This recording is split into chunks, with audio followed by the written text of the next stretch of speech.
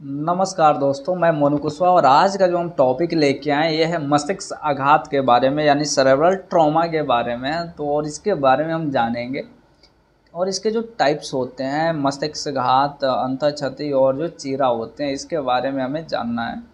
तो सबसे पहले आइए और हम सेरेब्रल ट्रॉमा के बारे में जान लेते हैं। उसके बाद हम इन तीनों के बारे में भी आसानी से और आराम से जान लेंगे। उम्मीद है कि आपको समझ में ज़रूर आ रहा होगा कि जो है सेरेब्रल जो ट्रॉमा होता है ये क्या होता है। जब मानव मस्तिष्क किसी कारण ऐसे जोर का धक्का या फिर अचानक टकराना, कट फट जाने आदि से घायल होता है, तो इस स्थिति को हम क्या कहते हैं? प्रमस्तिष्कीय आघात या सेरेब्रल ट्रॉमा कहते हैं। इस तरह के आघात से मस्तिष्क का जो है प्रभावित भाग से संबंधित कार्य जो है काफ़ी प्रभावित हो जाता है। खास करके थोड़ा बहुत जो है एक्सीडेंटल में ऐसा देखने को मिल जाता है, या फिर ऐसे व्यक्ति गिर गया जो उसके ब्रेन पे चोट लगे तो फिर वहाँ से जो प्रॉब्लम्स हैं ये चालू हो जाती हैं। तो इसी में आता है हमारा मस्तिष्कीय घात। इनको 3 भागों में बांटा गया है। तो पहला जो है मस्तिष्क घात, इस प्रकार में मस्तिष्क को बाहर से दाहिने रूप में ऐसा धक्का या चोट पहुंचता है जो थोड़ी देर के लिए मस्तिष्क का सामान्य कार्य प्रभावित हो जाता है। इसका परिणाम यह होता है कि चेतना चंद सेकंड के लिए लुप्त हो जाती है। इसके बाद व्यक्ति जब होश में आता है तो घटना से पहले की बातों को वह याद नहीं रख पाता है। मुक्केबाजी में मुक्केबाज को प्रायः इस ढंग का प्रमस्तिष्कीय आघात होता है। सामान्यतः यह देखा गया है कि चोट या धक्का लगने के बाद यदि व्यक्ति अधिक देर तक बेहोशी में रहता है तो होश आने के बाद इनके द्वारा दिखलाए गए लक्षण भी गंभीर होते हैं। साथ ही साथ यह लक्षण लंबे समय तक भी बना रहता है। ऐसी स्थिति में सिर दर्द, चक्कर आना आदि चिड़चिड़ापन वगैरह भाव शून्यता भी यहाँ पे देखने को मिलता है। दूसरा होता है हमारा अंतःक्षति।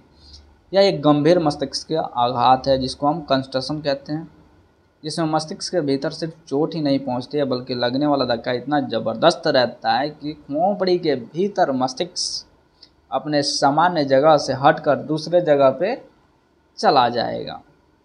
अंतःक्षति का परिणाम मस्तिष्क घात से भी अधिक गंभीर होता है। अंतःक्षति के वक्त व्यक्ति जो है बेहोशी में चला जाता है, जो कुछ घंटों से लेकर कई दिनों तक रहता है और व्यक्ति कोमा में चला जाता है।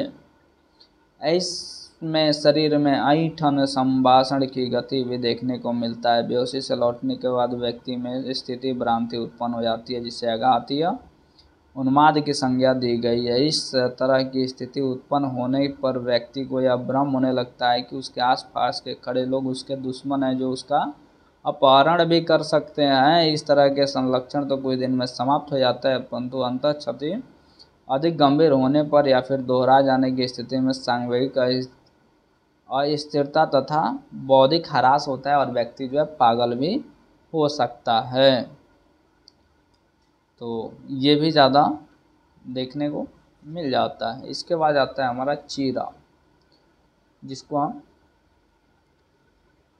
लाइसरेशन बोलते हैं। चीरा भी एक है गंभीर प्रमस्तिष्कीय आघात है जिसमें खोपड़ी में बंदूक की गोली या लोहा या अन्य धातु का बना कोई छड़ प्रवेश करने पर मस्तिष्क ऊतक फट जाते हैं और बर्बाद हो जाते हैं। चीरा का प्रभाव व्यक्ति के व्यवहार पर कैसा पड़ेगा इस बात पर आधारित होता है कि चीरा द्वारा क्षति मस्तिष्क के किस भाग में हुआ है। मस्तिष्क के कुछ ऐसे भाग हैं जहाँ चीरा लगने से व्यक्ति की मृत्यु भी हो जाती है या फिर उसके अंदर गंभीर सांवेदिक जो व्यवहार क्षुब्धता उत्पन्न हो जाते हैं। तो ये चीज़ें थोड़ा सा याद रखने वाली है। ट्रॉमा में क्या, चीरा में क्या होता है कि जब गोली लगा या फिर लोहे का जो छड़ वगैरह घुस जाए तो चीरा उत्पन्न होगा और व्यक्ति की मृत्यु भी हो सकती है या फिर बहुत सारे प्रॉब्लम्स वहाँ पे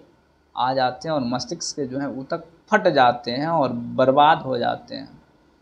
तो यहाँ पे कई सारे प्रॉब्लम्स आते हैं। कई बार व्यक्ति अंधा हो जाए, कई बार व्यक्ति कोई अंग उठाने में लाचार हो जाए या उठे नहीं, तो वैसे सारे प्रॉब्लम्स आने लग जाते हैं। जो चीरा है सबसे भयानक अवस्था होती है।